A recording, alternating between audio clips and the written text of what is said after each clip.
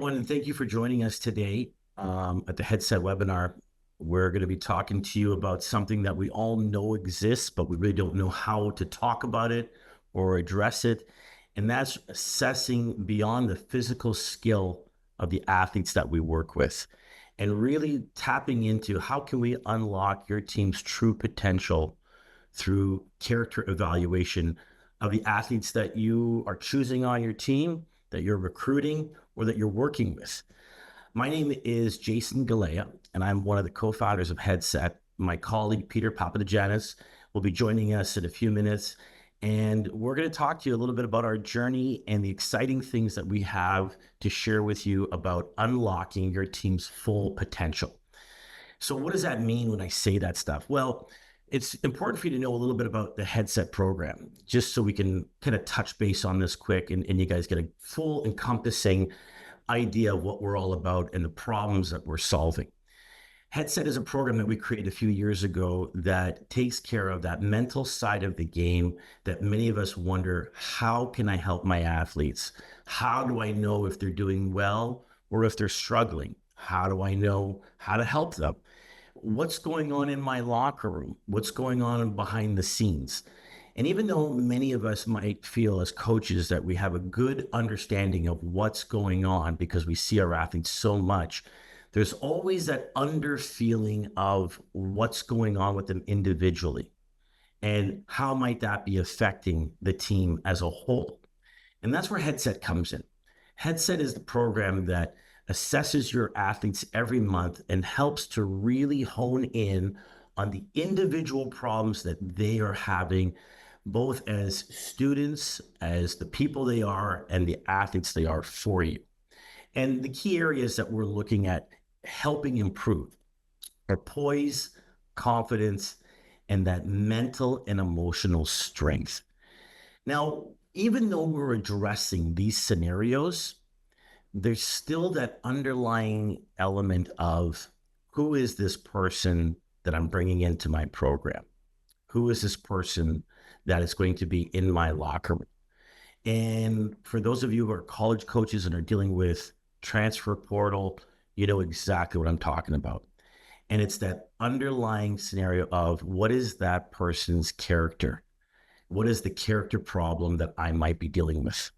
So today we're going to talk to you about the problem. We're going to talk to you about the solutions we have in place and how easy these solutions can be to put them into action for you. And they're not only going to be easy to put into action for you, there's not going to be a whole much of work that you're going to have to do with this. So it's not to put more burden on you as coaches or program directors. It's something that you can put into place at a very low cost, and it's very efficient, and it will make something out of the program you're creating more encompassing and whole, as you're really going to pull these athletes in closer to you, and you're going to get a chance to really know what's going on with them. And that's the key. So what does all of this mean? Well, the three areas we're going to look at today, we're going to look at the hidden truth of what goes on with our teams. We're going to know a little bit about that hidden truth about the things that we don't always want to talk about regarding the locker room. We're going to talk about how do you measure these things that you can't see? And most importantly, we're going to give you the solution to implement a change or a monitoring system or both at a super low cost in a super efficient way that's going to be less stressful and less work for you. So let's go on to this here. The hidden truth. I'm a coach at a collegiate level. I work as a coach for one of the local universities here in San Diego, besides being a sports psychologist. And I can tell you that coaching a club team at San Diego State, there are a lot of issues that we dealt with this past season. Having a little over 65 athletes that came to try out for the team, whittling the team down to about 30 athletes.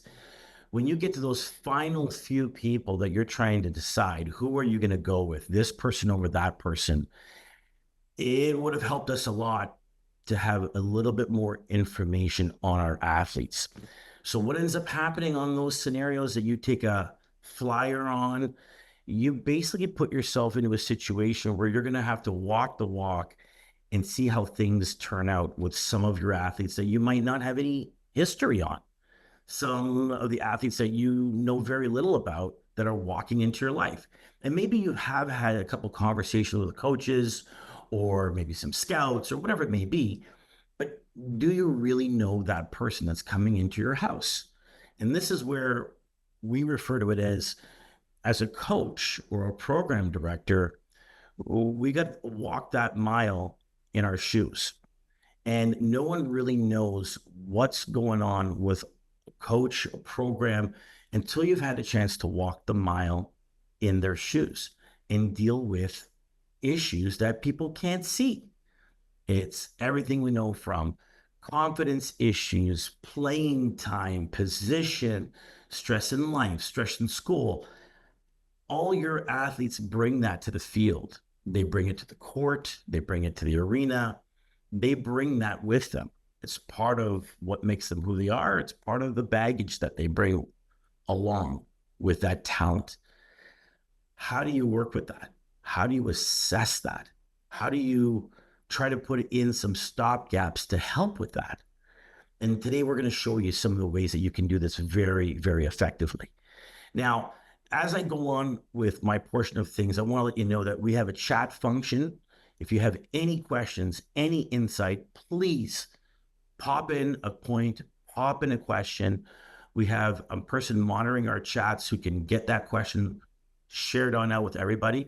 Or if you have something you want to share, please put your hand up. We'd love to hear your voice and hear what some of your problems are that maybe you've incurred as a coach, program director, whatever it may be. So please feel free to jump on in here. Maybe really quick as we're going on here, how many of you in today's presentation are coaches? So if you're a coach presently of a team, doesn't matter what level category, please throw something in our chat, put your hand up, simple I am, whatever it may be, and let's get an idea of how many people today here at our presentation are coaches. Now, when we talk about walking the walk in our shoes, we're talking about realizing that some of the issues that we really need to address are being able to measure that which we cannot see. And how do we do this? How do we do this in a way where not only it's going to be effective, it's going to pull back the carpet and really show us what we have in each athlete, but also our team as a whole. How do we do that in a way that's effective, it's quick, and it's also something that's not going to have to burden us with more work and more things that we're going to have to do?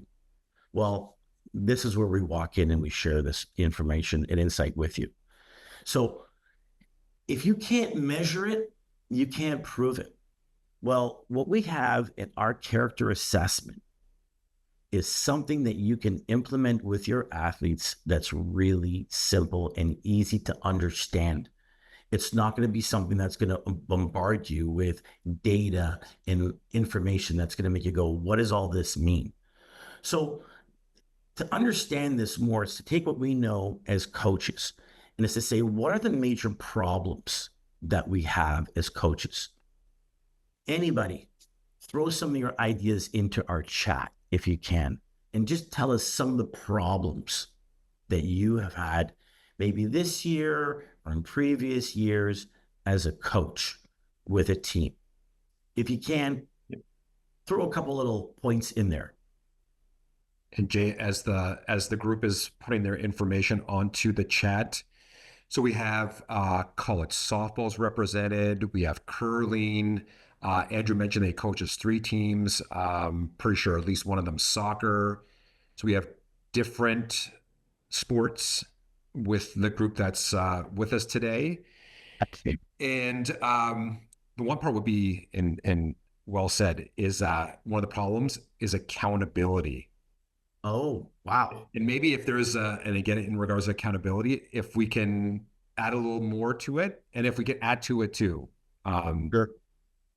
Sure. So when we're talking about accountability, it's really, really important to be able to understand, in my opinion, and we do this with our programs that we're going to share with you today. We want to get insight with that athlete. we want to get insight as how that athlete thinks he or she is performing. I can tell you personally, in a professional setting, when I'm working with a team or an athlete, or even in a setting as a coach, there are times where, in both scenarios, you may have an athlete that honestly feels they're giving you everything they've got and they're doing it the way that you want it to be done. But in reality, they're coming up short. And it could be a difference in not so much opinion, but just measuring scale of what's acceptable and what's not. You know, an old friend of mine said something to me many, many years ago that has been stuck in my brain for 100 years. And it goes something like this.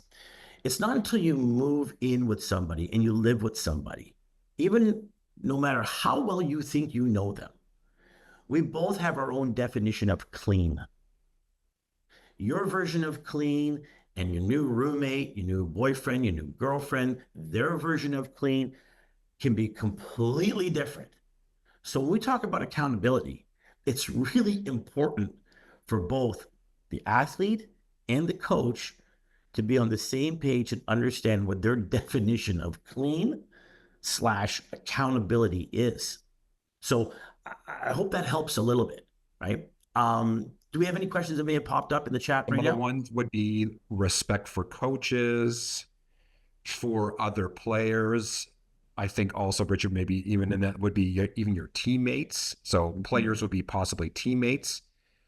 Also, the people you play against. Yeah. And maybe Jay, I'll put in there too. I didn't put it in the chat, but that leadership piece comes to mind as well as you're talking Yeah. about accountability, respect, Yep. maybe that leadership piece as well. Well, when you take a look at our slide right now, major problems, right? Many of you coaches who are here, you've probably seen the great movie Varsity Blues, right? So our first pick is there of that coach athlete conflict. We have a scenario where an athlete may have just fallen short, an athlete that may have missed a penalty shot, an athlete where it's all falling apart in front of everyone. And you've got another person who's turning around and is self-regulating what's going on the field of battle, maybe in a good way or a bad way. Who knows? But within it all, you worry about the worst thing that happened, and that's that person that you let into your locker room who can make things toxic. So, you know, one of the things that I think is really important for us to talk about is how do we assess talent? How do we do that? Right.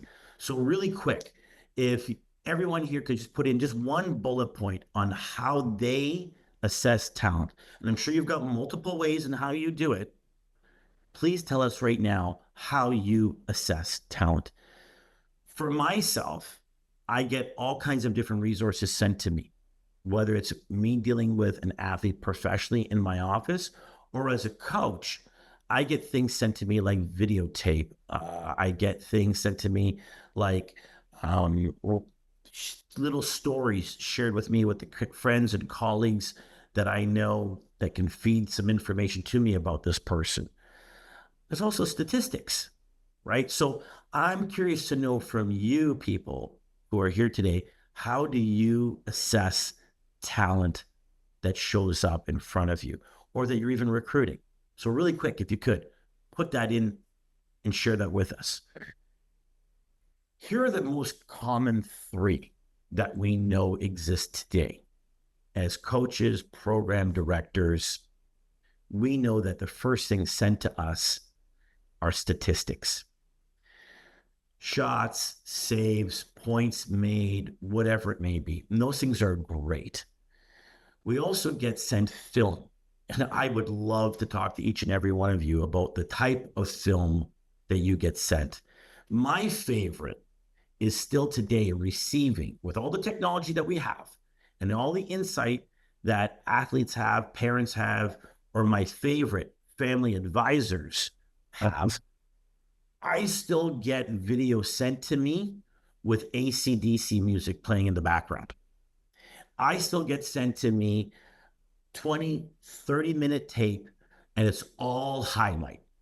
I never see anything that goes wrong with the athlete. I never see how that athlete bounces back from a bobble, a mistake, a fumble, a bumble, nothing. It's all goals scored, passes made, highlight, fans cheering in the background. Where we also get some good information is that word of mouth. And I'm not talking from the family advisor. I'm talking from the friends, the colleagues that you have out in the jungle resources where we go to find talent. But as you know, as coaches, program directors, that word of mouth work can cost you 5 coffees, 2 dinners, and time you don't have. And that's just on one athlete. How do you get an encompassing picture of this person that you're bringing into your house? How do you get the clear view of this person as a person, their character, both on and off the field? That's where our program comes in to help you. And Jay, So, just to interrupt just briefly here. So from the chat, in regards to how we assess talent, video, yeah. asking opposing coaches, Okay. Yeah. as you mentioned, stats, conversations directly with the athletes, uh, drills. So like watching them do drills would be kind of linking with this scouting. If you're able to go to like a scouting combine or maybe there's a showcase of some sort, and then watching for their physical attributes and game IQ through it could be in person or through video. So I really, really love those comments of the practice skill, watching their skills, and the last point you made there, watching them in action when they're not playing. Like I think for a lot of us, we've been seeing again and again these viral clips of coaches such as Nick Saban or Gino Auriemma from UConn, and they talk about body language. They talk about the type of athlete that's a process oriented athlete rather than a goal athlete.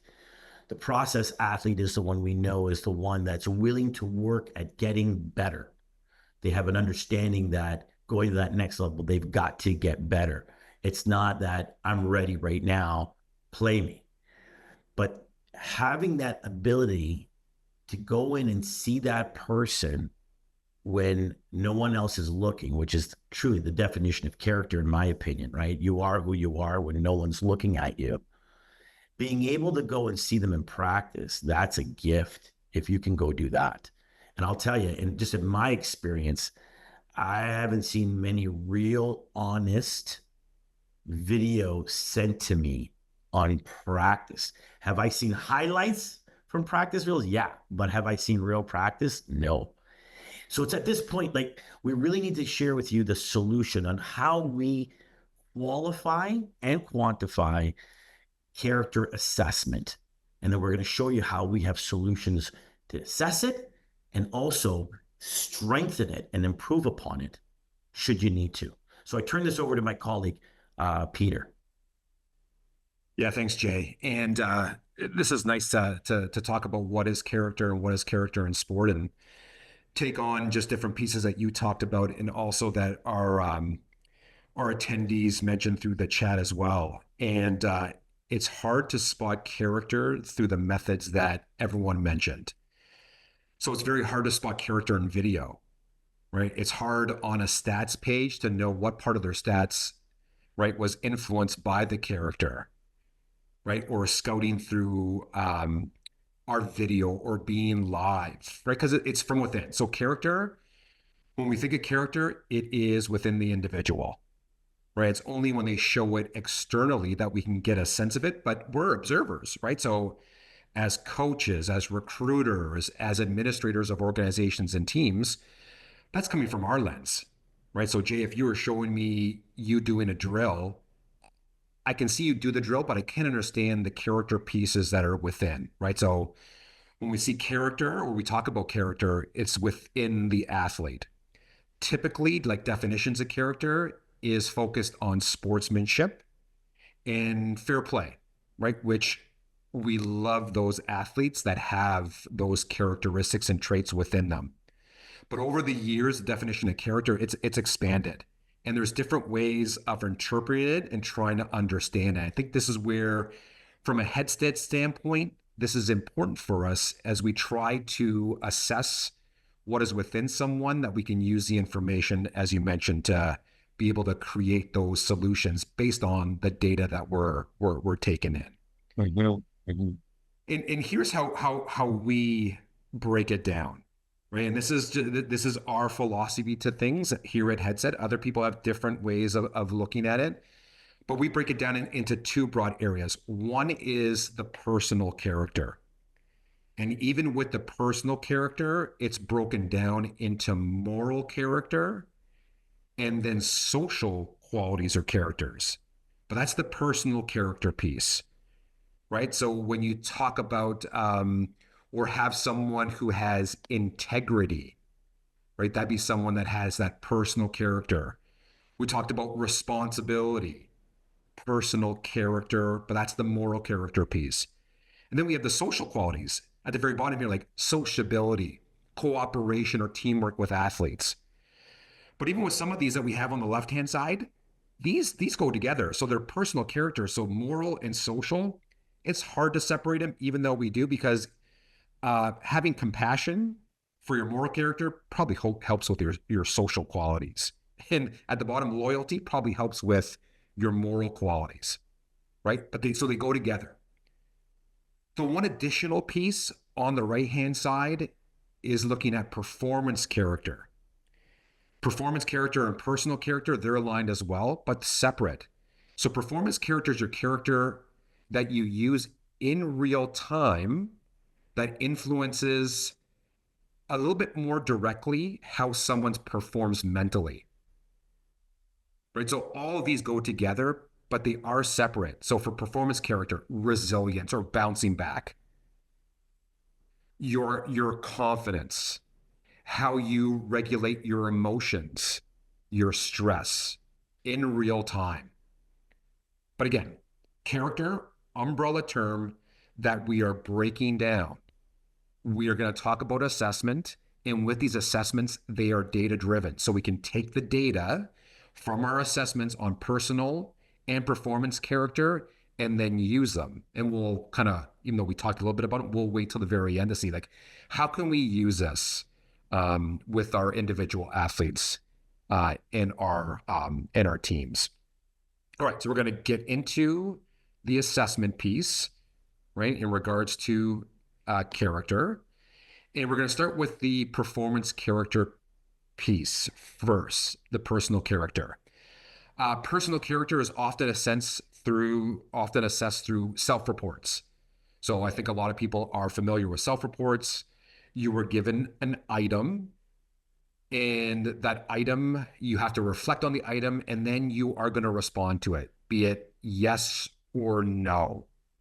Or they'll give you a scale from like 1 to 3, 1 to 5, and then you say how much you have of it.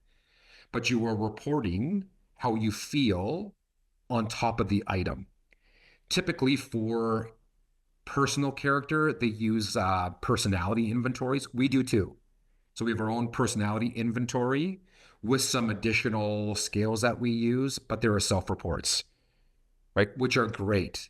You can collect a lot of information quickly on self-reports, and you can take these different parts because they go together. So there are 5 big parts, but they go together to create the integrity, loyalty, right? So kind of set the stage for the personal character.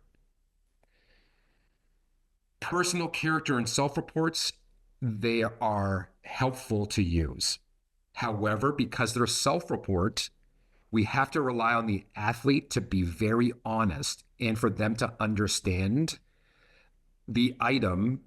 So awareness and honesty is absolutely key for self-reports, right? And at times, athletes aren't always aware of their personal character. And at times, especially for recruitment, they may fake it in regards to their answers. They may give a more positive impression because they can see through the item what you're going into, right? So you can kind of see the item and go, that school wants me to kind of answer in this way, even though I'm not really like that, which shows her true character. It's not coming out on to the self-report items. So helpful self-report items typically used for performance character. We do this as well, but there are some challenges when using self-reports when it comes to performance character. All right, so I'm just going to kind of stop there. Just going into the character piece, breaking it down in the first assessment. But I'm not sure if there's any questions. If there are, I have the chat function up too. I'm looking at it.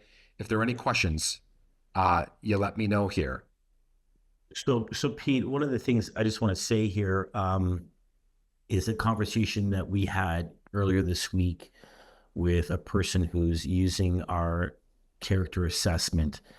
The first concern that this coach had was, is this something that an athlete can be coached on how to answer the questions and scenarios presented to them? Because his concern was he is aware that athletes in the past, in previous years, when put through combines and interviews, were obviously coached on how to respond. Maybe you can touch on that problem and issue. Awesome. To that coach that we talked to, you bringing it up, and I'll just go kind of bottom part of this slide. So extroversion, for the most part, with self-reports, there is a positive connection, right? I mean, go to like extroverted individuals, they often emerge as leaders more often, right? It makes sense. They're more sociable, they're more assertive, and for the most part, that is a positive. And then if you were to be coached, you would say, well, highlight those a little bit more. So every time it says you like social gatherings, parties, you say, if the scale is the highest 5, give it a 5. Give it a 5 all the time.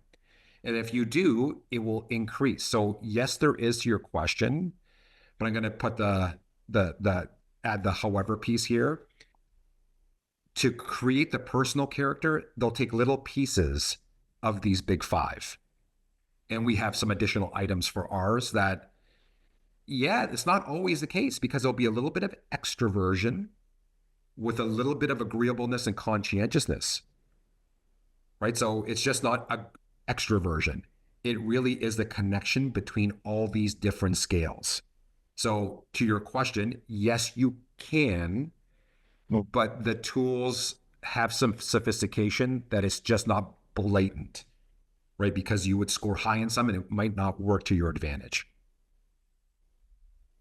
Did that make sense? Yeah, I totally did. I think it's key for people to understand this, because for those of you who are here today, you might simply think, oh, this is a personality assessment, and it's not.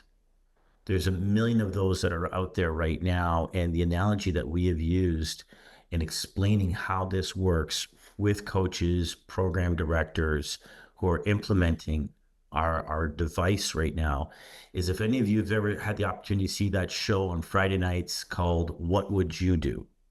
And I believe the host's name is Jose Quinones. And he talks about, what would you do given these uncomfortable scenarios in life? How would you respond? Again, it's pulling back the carpet and looking deeper into the person that we're letting into our house. And it's here that we're able to not only provide a solution on how to do that effectively, but we can do it quickly and at a minimal cost to what many people might think would be a ginormous undertaking. Yeah. And here's where this is a nice sort of segue into how do we assess for performance character, the confidence, the resilience, right? The motivation pieces, or regulating stress and pressure. For these ones, we've found that the self-reports, they aren't as useful for the personal character. So for performance character, they are a little bit more easily faked. Because of it, we've created what's called a situational judgment test in sport. And in the sporting realm, this is the only one that is there at the moment. It's used more so for recruitment and selection in business and leadership, but we're using this and have created our own instrument based on it. So there are two steps to a situational judgment test. And on the next slide, I'll kind of show you an example of one of ours. So the first step of a situational judgment test is that the athlete is given a situation in sport. For us, we've created items before they compete, during their competition or game, and then after. All three are important. We just can't just look at game situations. We have the before, the during, and the after. So situation comes up first, or scenario. And then the athlete is given 5 different options or alternatives that they must put in order. And here's an example of one of our items, right? So if you can take a look at it, right? The item is up top. And then we ask the athlete to rank in order, 1 being it's the most important, most effective, and 5 is the least effective. So for every one of our questions, and we'll talk about how many questions very soon, and this is just one example item, they're given the question, and then they have to put it in order. For this person, they've said that the second option is the most effective. The fourth option is the second. First option is third. Then we have the third. So they'll rank it from 1 to 5. In our development of this instrument, we selected athletes and sports psychs or mental performance consultants to take the assessment of our situational judgment test. And through that, we were able to get a scoring key. So we know, based on athletes' assessments and also sports psychologists' assessments, which is number 1, which is number 2, which is number 3, all the way to 5. So we know the right order that people in sport believe is the most effective way of solving a problem. I'm going to go to the next slide, but keep it, if you have information in regards to the chat function, if you want to put in there as we're going through it, right? Please let me know, or let us know. We have 2 different versions of this. Each have 25 items. So we have 50 items. We split them in half. We split them in half because it's just too much for an athlete to take on at one time. So we have 2 different versions. Each one will take about 20 minutes to complete, max 30, right? So in a short period of time, every athlete is given their own individual link. They take the 25 questions, 25 like the ones that you saw, and then they take them and then we score it. The higher the overall score, the more knowledgeable they are, the more mental strength they have, and the more character they have. Performance character. Once again, separating the personal character with the performance character piece. And here's what, and we'll go through our reports very soon. This is what you get. You get an overall score. And then you get our areas, we call them pillar scores. I talked about resilience, motivation, awareness, regulation, and confidence. And then we have 2 additional ones. One is adaptability, and a new one we have, which coaches and scouts came to us. They want a low compete level. If there's 2 areas that people want, they want character and compete level. And then I think we're going to have another webinar in the future in regards to compete level. So that's what you will receive after the person who's the athlete takes the situational judgment test. So, Peter, I have a question for you Yeah. that I'm sure applies to a lot of people here.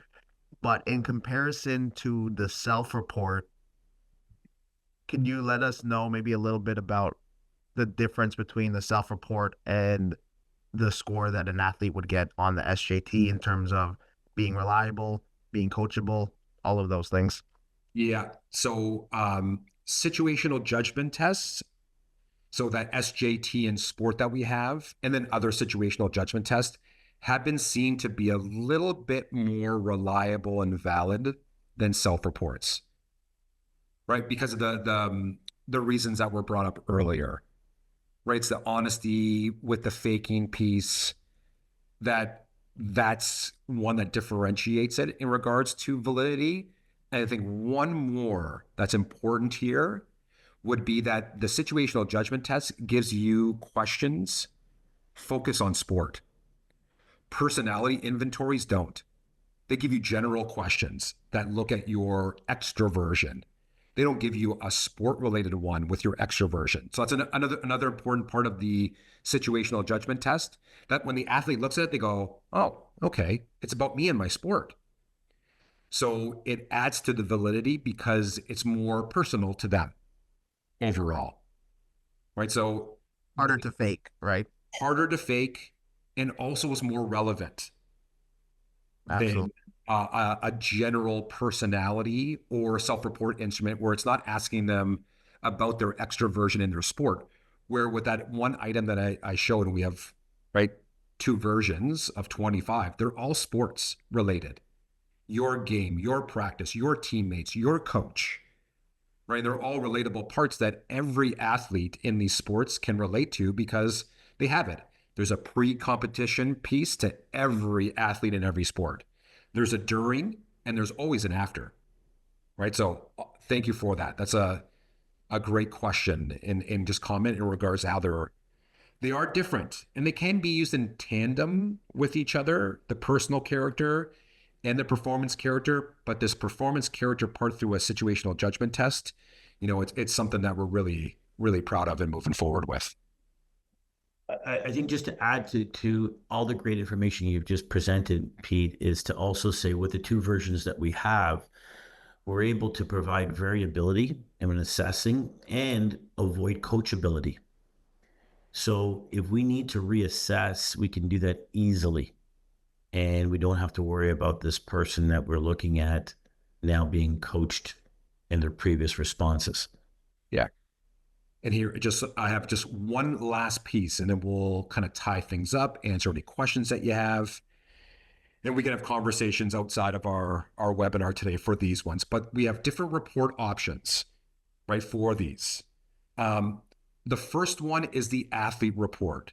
So when the athlete completes the personal and performance character assessments, they will get an assessment with their strengths and development areas.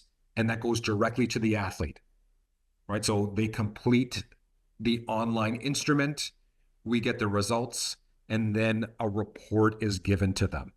But that goes directly to the athlete, which is great because you can develop your character. Sport develops character, and we know character can be developed over time. So all those personal characteristics that we talked about, we can help people get a little bit better at them overall. And this is sent directly to the athlete. Number 2, it's a coach's report, or we call it like a stakeholders report. And this will go to the stakeholder. It could be a coach, it could be an administrator, it could be a scout recruiter. What it has on this one is how the individual athlete did overall.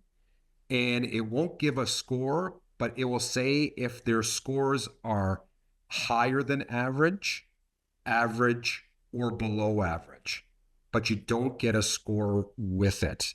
But the coach or administrator, athletic director, scout would see how they're doing in comparison to our athletes that we collected data on.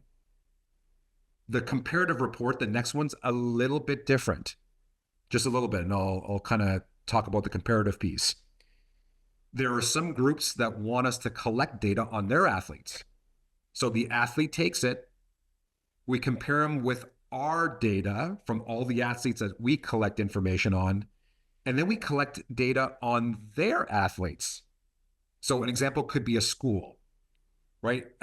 It's a university, and we're wanting to look at, let's just say basketball, but we collected all the data at the university. So the athlete takes it, we're able to see how they're doing versus our norm group, but then let's see how they do versus that university's group.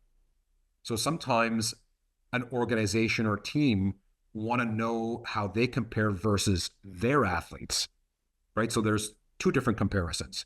One with our athletes that we've collected data on, and then you get that above average, average, or lower. And then you can see where they compare versus the group that you want to compare them with. And then the final one would be a team report. That's almost like a customizable report where we're able to analyze the data and then make some comparisons. Just an example, I think Andrew brought up, and you know, that the soccer piece, right? Maybe we want to look at defenders versus midfielders with strikers. Just an example. It could be academy team versus D1 team versus another, the minor pro team. Just an example. So we can look at different parts, but we'll take a group's data versus all the individual data. So we aggregate them together overall. So here's all right, I'm just gonna kind of stop one more time to see if there's any questions before we kind of get some wrap up pieces before we go for today. Any thoughts, questions, comments? Maybe, Peter, we could talk just a little bit about how easy it is to understand the data that's going to be given to people.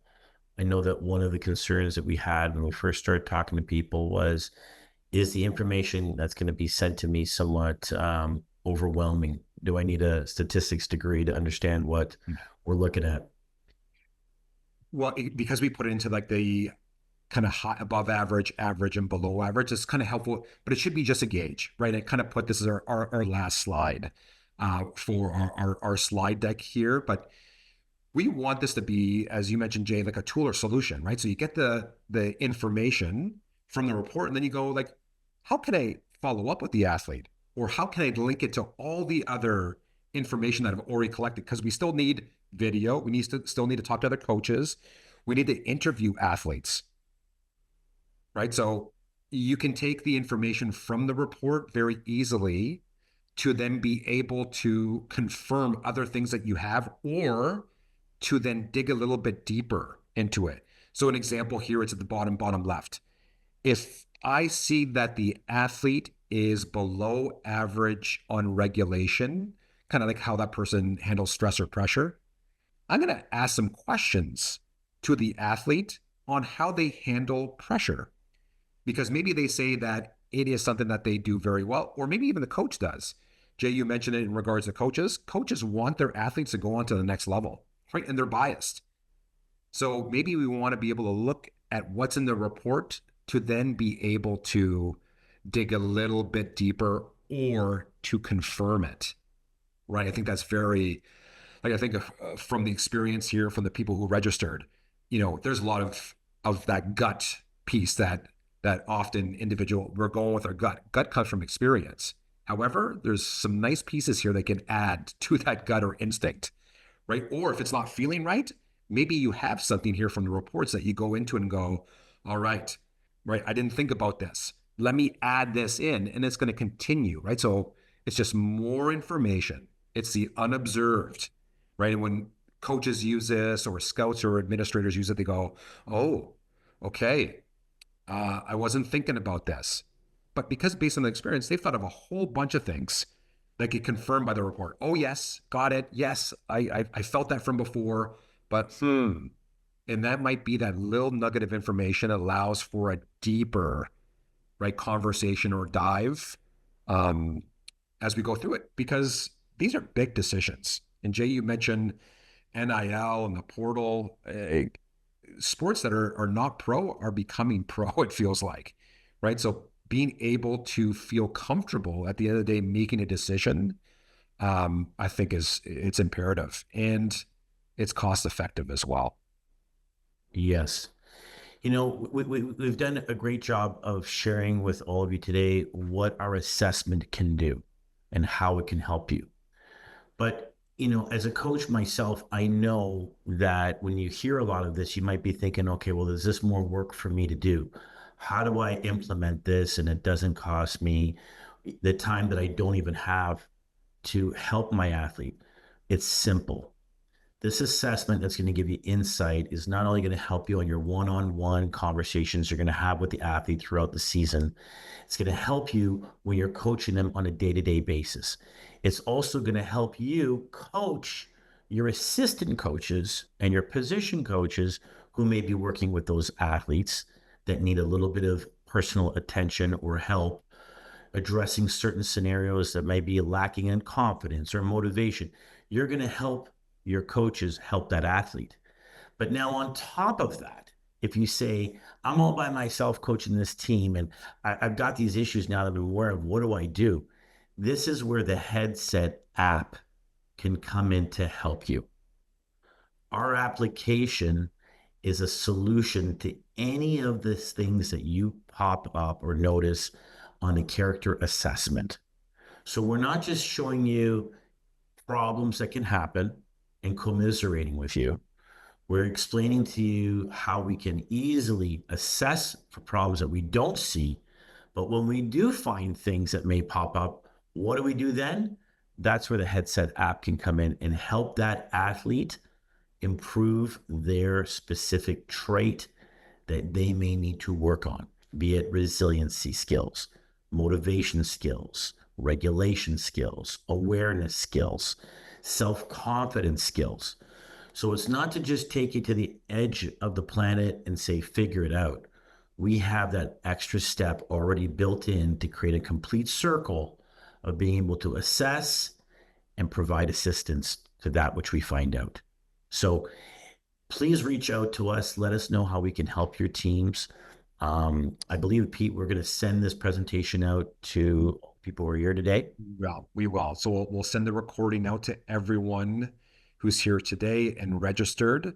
And as mentioned, our contact info is here as well, and you'll have that in the follow-up. But before we kind of wrap things up, do we want to open it up? I'm not sure if there are any questions or things that we can kind of discuss with you in regards to character and character assessment. We have the chat. Unmute yourself if you feel comfortable. If not, Yeah. that's fine. I'd love to hear from any of the people here today what it's been like for you to have to go out and recruit players today. So those of you that are out there and actively recruiting, I would love to hear what that process is like for you today. So any insights you could share, please feel free to share them. Feel free to unmute yourself if you feel comfortable talking.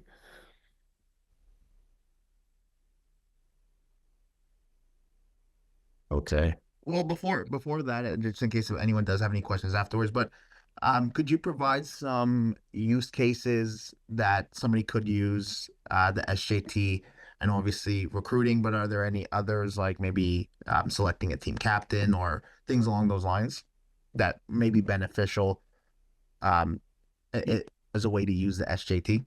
I even think too, like, and I've been working with coaches and talking to them and administrators that sometimes it's just helpful to be able to have it at the beginning of the season. So like almost training camp time, right? Because and for different teams, they have different numbers. And sometimes it's just nice to give it to everyone in training camp. Not all those athletes are going to be making the team, but it could be helpful for making decisions. But we have everyone's information that we can also develop, right? So as a coach at times and doing the mental performance work, that is great information to have, right? Because then we're able to start the season a certain way. Right. So we're off the bat, like before the season even starts. A lot of times the decision is made after the season starts, and which is perfectly fine, but it's almost like we're behind. Right. So I like it early on. So if we have training camp, because it takes about 20 minutes to complete it, they can do it on their phones. Right. Let's send them the link. Let's have them take it. And then we get the information, and then work can be done. And it could be work that you have a mental performance consultant, but sometimes it's just giving it to the coach. Here, coach, here's the information we have. Yeah. And they can start to implement some of these things in practice after games.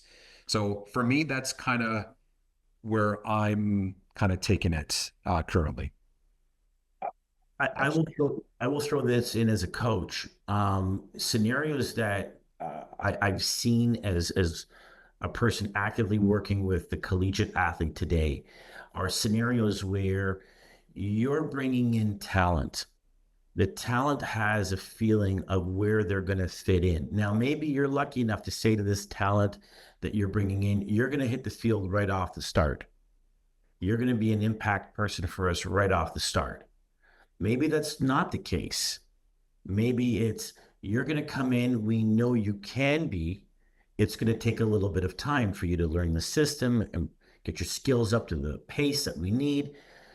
Well, that person that you're recruiting is obviously a standout athlete from wherever you're finding them from. What is that person going to be like when they have to take a step back? Attain that additional skill, strength, speed, whatever it may be, to propel themselves to success at this next level? Do they have it within themselves to do that? Are they thinking that they're going to be the person that jumps in and starts playing right off the start? And when that doesn't happen, well, then who are they now? So this is where we're able to kind of see what that person is made of as they're coming into that next level. But you could also have a scenario where you have an impact person that's coming in that's got a ton of skill, will, ability. You love everything about them. They look like an incredible asset to your team. But meanwhile, unbeknownst to any of us, this person is lacking confidence. They're lacking the ability to truly be what you feel they can be. Or even deeper, they might not even know how good they are and what they can do for your team. So basically, you've got ships passing in the night where everyone's assuming that the other understands and sees what's going on with this person. And then that's when you have the athlete in the locker room that walks out and says, they never really knew me at all. So there's so many more deeper things that we can help uncover with all of this that I think would be great for us all to try. And if this is something you'd want to try with your teams, let us know. We'd love to help you out. I think there's a couple of things in the chat here that we need to jump Yeah. on. Yeah. Rachel asked about pricing, and Andrew had a comment saying, in recruiting, it's really clear young athletes have a lot more information available and know what they want at a much younger age. And I think that's very true, right? They know where they're or what they want to do and where they're heading, uh, not only in sport but also in life, right? Yep. And I would say just one added piece there, Kyle, is that they're going to these showcases and combines at an earlier age, right? Because they're identified earlier, right? So they're brought through those paces, in their early teens, maybe even younger, right? Where they're being recruited at these places. So yeah, we had to kind of have the mental side add to all the physical and skill, right? Their technical skill that they're being evaluated with to help them to make proper decisions. And then, yeah, as I mentioned, Rachel was asking about pricing. Yeah, and pricing is focused on the instrument itself and then the reports. So for the actual test itself is 25. And then we would talk about the reports because there's different reports, right, that we can bundle. And then Jay mentioned the app. At times people would like the assessment plus the app. So there's some bundling pieces, but just for the test itself, it's 25. Fantastic. Yeah. And I think we're coming to the top of the hour. So this might be a good chance for us to kind of wrap things up. Our information is there as all where someone from Headset's going to follow up with a link to the video. And yeah, feel free. And as Jay mentioned, if you're interested in testing it out, just let us know. And we'll be able to help out. I think just the last thing here, because we're just so happy that so many of you were able to make the time to be here today. If there's anything that we could do to help you and your teams in the season ahead, please feel free to give us a call, right? We'd love to give you some of our time and help you out. I think the important thing to know that is something unique about our application as well is we can provide personal assistance to teams should they need to be able to talk to someone and go over the data and the information that they receive. This is not a program that just lets you figure it out on your own. We will be there. We'll have representatives there to work with you so that you understand what you're getting in the responses from your athletes and the reports you receive, as well as your team. So we will have people, therapists, providers that can help deduce where you're at, where you're headed, and how you can get the added assistance you may need. So this is not for you to just figure out on your own. We have those assistance mechanisms in place. All right, all have a wonderful rest of the day. And once again, we'll be in touch very soon with a link to the recording of this.